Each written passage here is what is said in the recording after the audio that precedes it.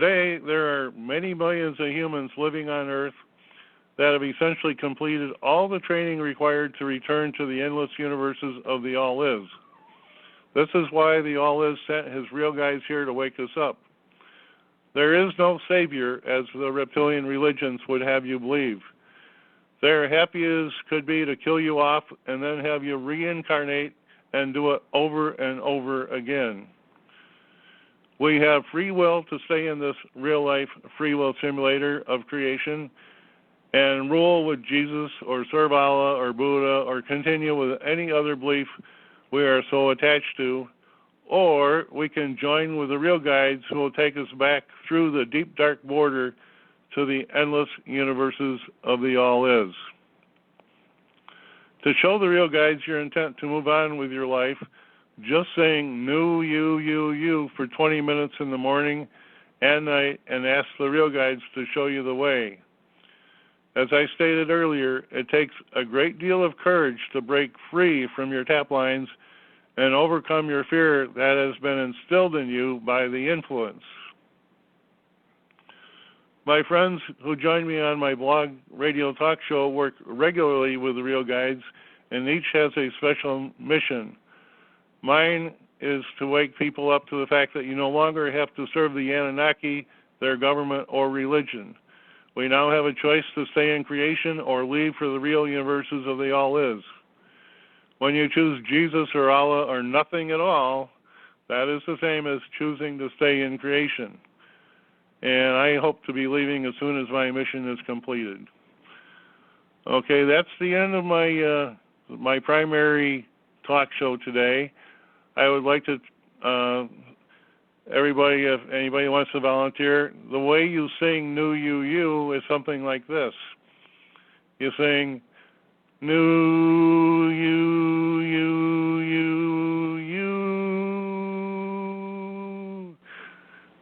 and anyway, you can sing it out loud. You can sing it silently.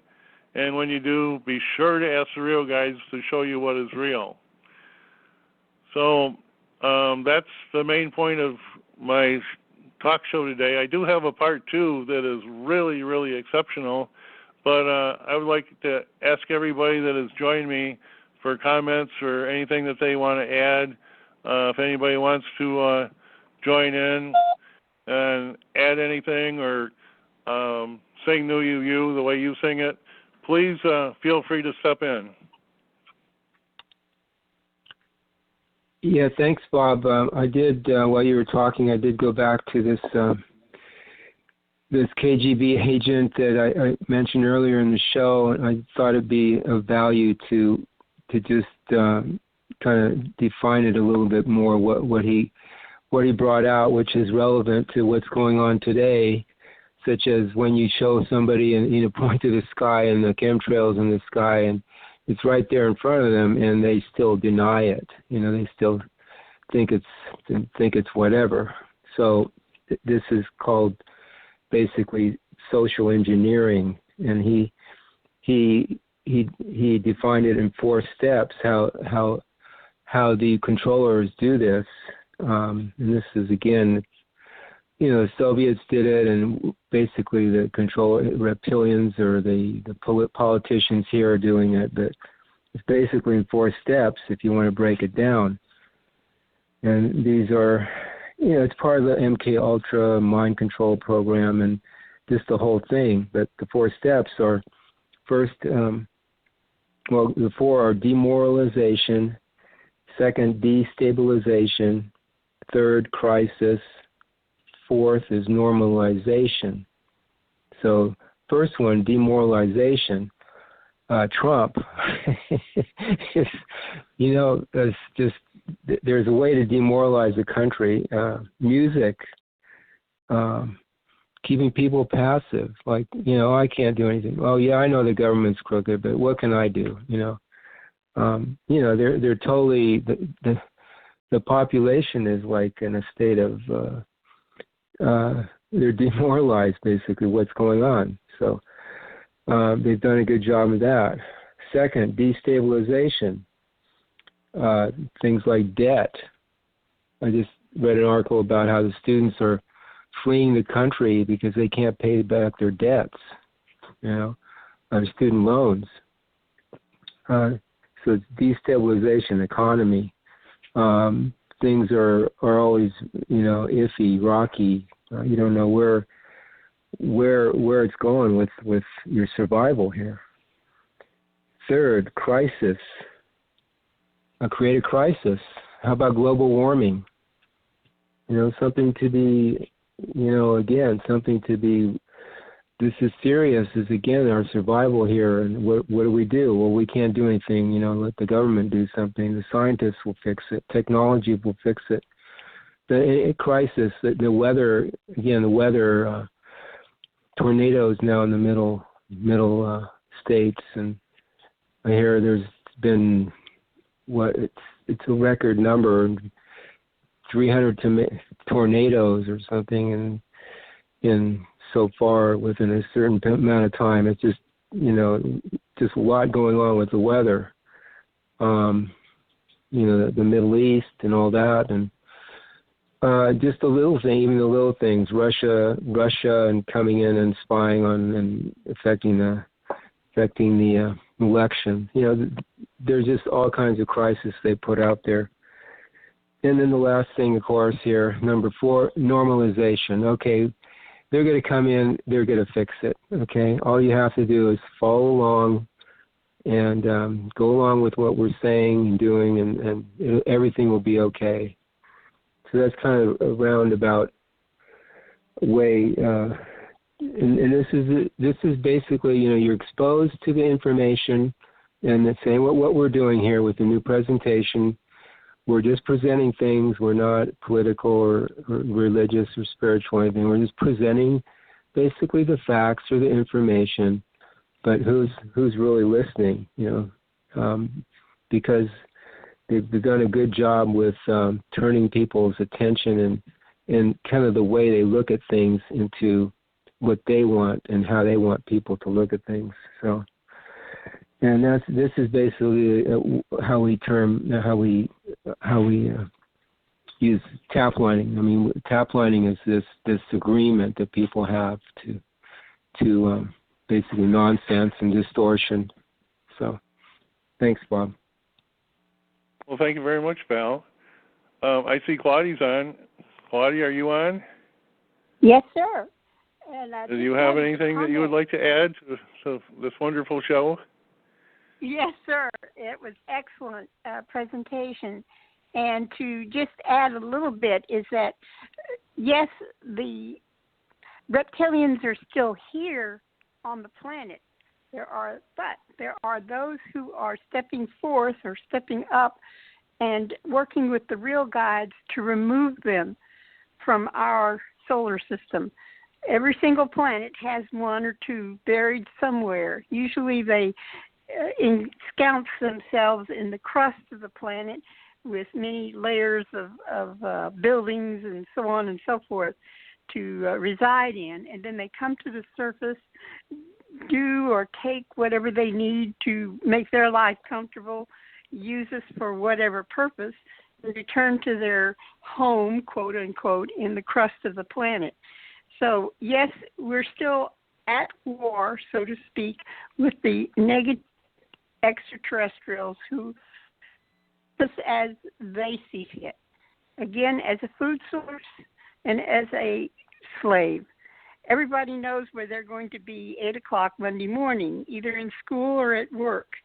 So we're still working to pay off debts that have exceeded what would be reasonable. So as we go along, we're in our life, we have been given the opportunity to decide ourselves whether we want to continue this role of slavery or do something about it. And you say before, what can I do? I'm just one person. Well, you can do one thing in particular that's real simple, takes a few minutes, sing the new You song, and ask, what's the next step? What should I do next? And this will help not only just yourself, your family, your community, it will help the planet. Our planet has been assaulted so much that it's barely alive. but it is struggling to survive. And by survive, if we are able to help it survive, we support the natural environment that supports us, and therefore we achieve a status that we had not had before. To go against what our religion, government officials, or scientists give us as facts takes courage. It requires you to just take a moment of time and look at a position or a presentation to see, is it reasonable? Is this what I would do if I were this person in charge of whatever? Take time to look at things, see what you feel is the correct way to do something.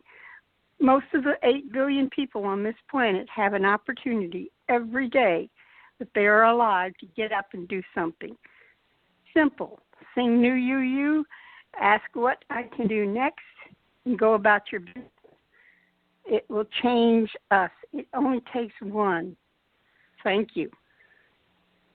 Well, thank you, Claudia. That was wonderful. Anybody else like to add anything before I start a second part to the show today, which I haven't even mentioned before? Anybody else want to add anything? Yeah, this is Tim in Oregon. Okay. Yeah, it's something I've been wondering about that you mentioned Enki creating the human body from the monkeys, and then we are aware of the 5 different bodies that we have, like the emotional body, the astral body, and if these reptilians don't have emotions, where do these other bodies come from? That might be a Claudia question. I was thinking that at that moment. What happens is we collect these quote-unquote other vehicles, which are called bodies, that are attached to us, so that we can function on more than one level or one frequency. Just like in electronics, look at your eye. You can only see a certain range of light. Cats, dogs, animals can see beyond what we can see. It's simple like that. Same as a dog who can hear a dog whistle, but we can't hear it. We have bodies that allow us to function. Like the brain has a mind that collects facts, and we help us make a decision to do something. Our emotions come from what we feel, how we react in a certain situation. And you have fear, love, hate, anger, all of the different situations that we face every day in real life. The causal body is simply our memory storage unit. Computers have, so much memory storage. Well, so do the human body. So the bodies were constructed to give us access to information, not just in one area. Our DNA is also part of the whole scenario in that it carries information, just like a carrier wave. You turn on your TV and here you can watch Channel 2 or Channel 10 or whatever. Each one is different, but it's all present at the same instant in time. And we select what we want to explore or examine. So bodies were constructed to give us further stuff like storage of memories. We also have had past lives because we've been born before, lived on the planet, died, came back again to learn the lesson. It is an opportunity each lifetime to gather more information and to become more aware of what the all is. And by that, it's simply to say that there is more than what's in front of you. Explore, take a chance, look at something, find out what's going on in your universe. And yes, we do like to sit down on Sunday afternoon and watch the football game and have a pizza and some beer. That's the human condition of being out of it, so to speak. We're not going to care about anything, and we are just encouraged to do nothing but find more physical products to have in our home to make our life easier. But there's more to life than that. I mean, just simply go outside and enjoy the sunshine. Look at a blade of grass. Heavens, just look at your thumb, and you can see there's a lot to know. And now our scientists are finding out about new science, new frequencies, and exploring worlds beyond our physical awareness. Thank you. Well, thank you, Claudia. That was excellent. Anybody else like to add anything else before I start on my next topic? I'd just like to mention that you mentioned that the guy, I guess David Icke, says that the reptilians have an IQ of 10,000. And it's interesting that with such a high IQ, it still they're not aware of what life seems to be all about. Well, awareness isn't about intelligence. And that the IQ of 10,000, I'm the one that dreamed that one up. It wasn't David Icke. But I just wanted to show how powerful and why the Anunnaki have such a great advantage over us as far as the physical and mental capabilities, and why they're so awesome, and that's why so many people worship them. By the way, just to give you an idea how powerful the influence is, I'll share this real quickly. About 2 or 3 nights ago, I woke up from a dream, and as I was coming to out of my dream, the only thing I could remember in my dream was that I did something that the reptilians really, really, really did not like. And about the 2 seconds that it took me to 2 or 3 seconds it took me to wake up, as I was waking up, there was a brilliant flash that flashed across my eyes that lit up the entire room and almost blinded me with my eyes closed in my sleep, followed by a lightning bolt and thunder that hit the house I was in. And the thunder was so loud it just shook the rafters and the ceilings and the walls. And that was the influence's response to whatever I did in the dream state. I don't know what it was I did, but they were letting me know that, hey, we're pretty powerful here. Better toe the line and watch what you're doing. So I just thought I wanted to share that with you guys. Okay, well, let me, if I have time, I want to share something I found very interesting, and it answers a lot of questions that we've had. Just in the last day or so, I first heard about this about a week ago, but I didn't have a chance to look into it until yesterday. And there's a gentleman by the name of Douglas Vogt, V-O-G-T, who has started what he calls the Die-Hold Foundation. And he has a series of YouTube videos that you can go look at. But he was relating a very interesting history of the United States. And what he was relating went something like this. As everyone knows, in World War II, during the early 40s, we had a fleet of submarines that was out there fighting the German U-boats and the Japanese and all that kind of stuff. And one of the interesting things that the U.S. Navy had to do was, in order to operate these submarines safely underwater, they decided that they wanted to map the ocean floor.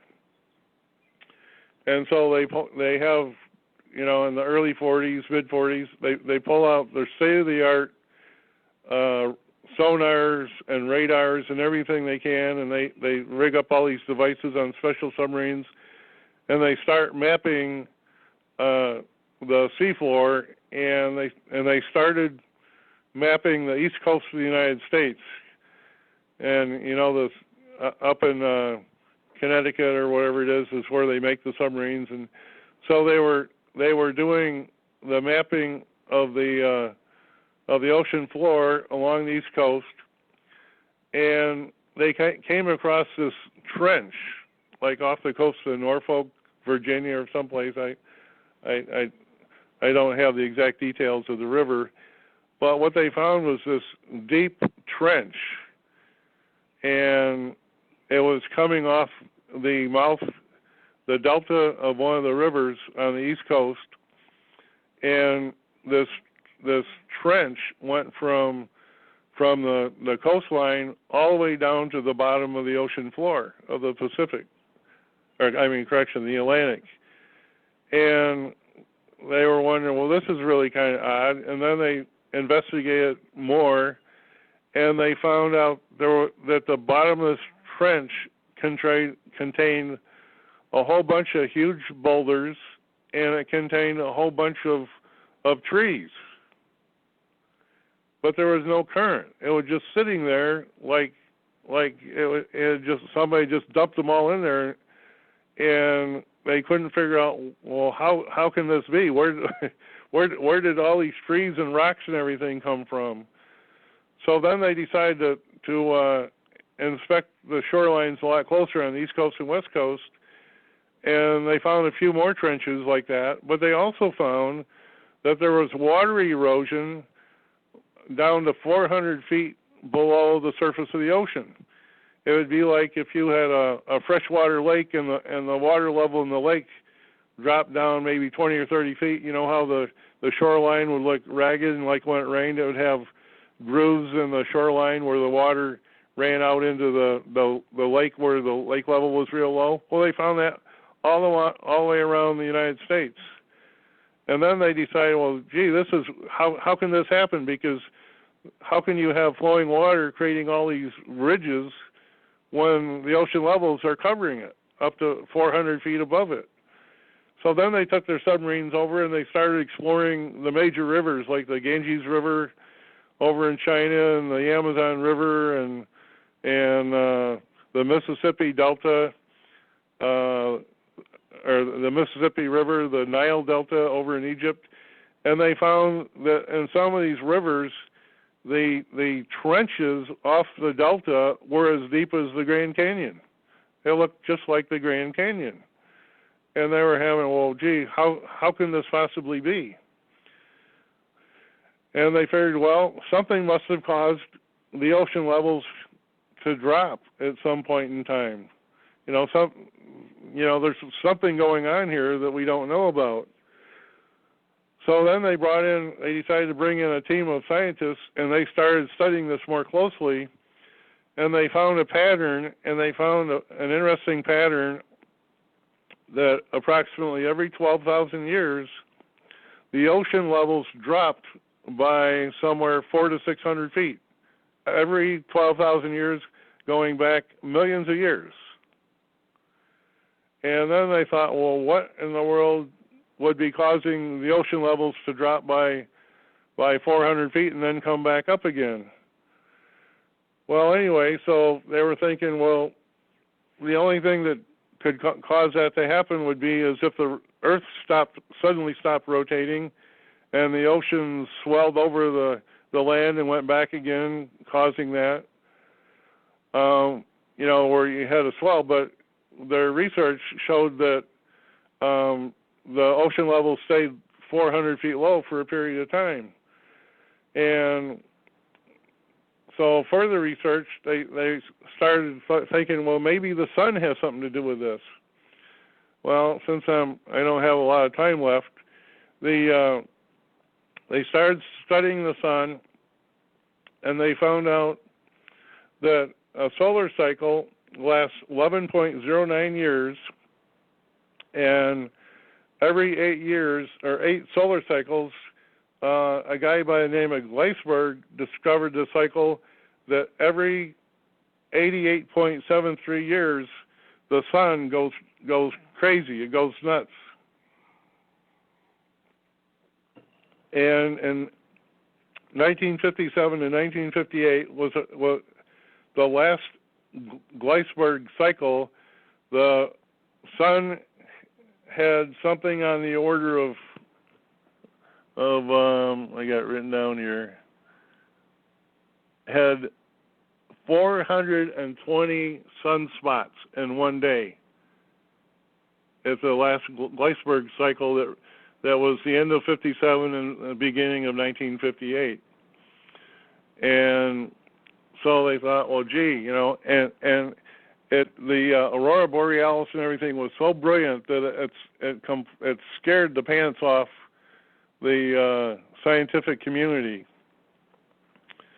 Well, it scared the scientific community so bad that an act of Congress, they decided to create NASA in July 29th of 1958 to explore the sun and go to different planets within our solar system to find out what is going on with the sun.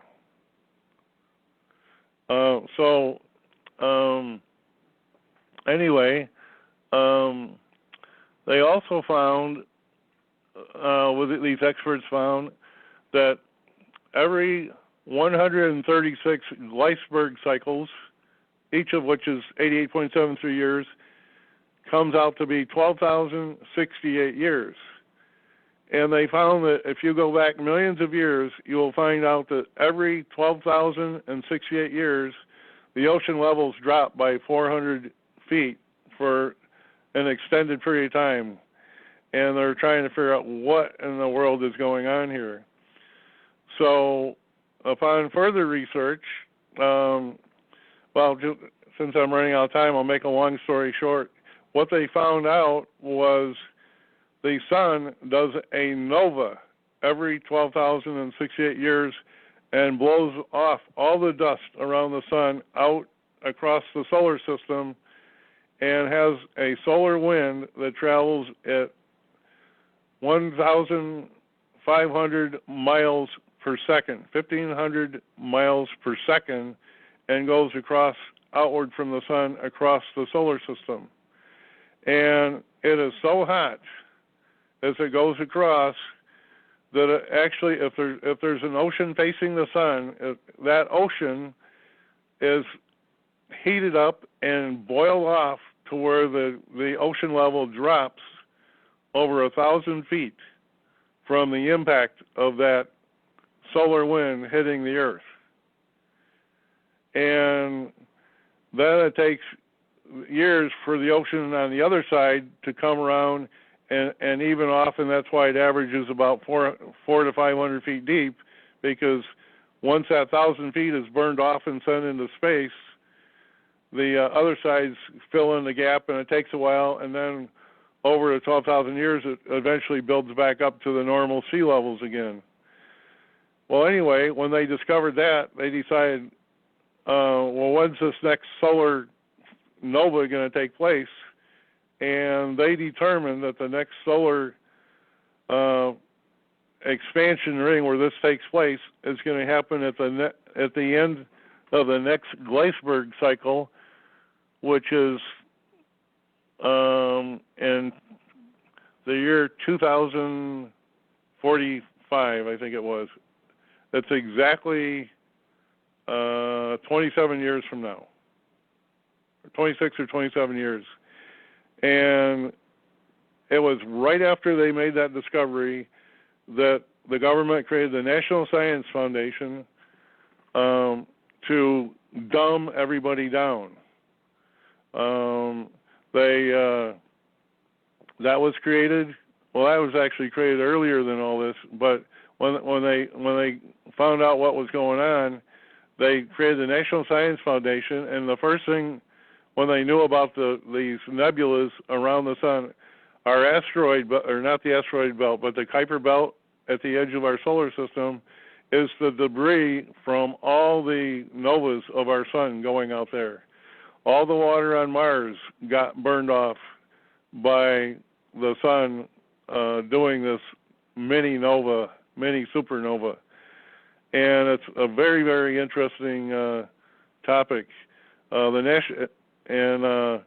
Right after the National Science Foundation was formed in July 1950, they removed 450 star clusters out of science journals and star journals that showed the rings around stars that were near enough to our Earth where they actually had good pictures of it. They removed them because they did not want anybody getting an understanding that this nova took place on the Earth. So anyway, I'm really running out of time now. I can't really go into a whole lot more detail, but it was like in 1950 or so when all the governments, the education system started dumbing everybody down, and that's when the reptilians really got on the bandwagon to dumb everybody down, and they started lying, and they create all these mind control organizations to dumb us down and put us in prison camps. It all started right after that, and when Ronald Reagan hired Casey to be a CIA head, he asked him, "What's your mission?" And he said, "Our mission is to dumb everybody down so nobody knows the truth about this nova that takes place to the sun." And so that's been their mission. Even Reagan knew about it. Well, anyway, folks, I got about a minute left on the show. I'm running out of time, and I want to thank everybody for joining us.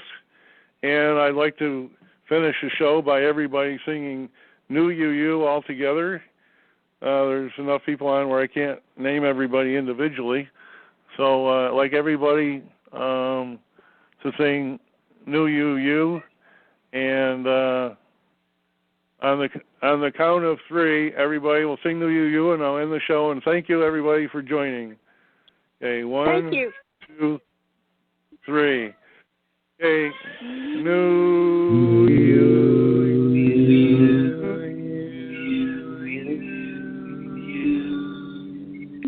New You.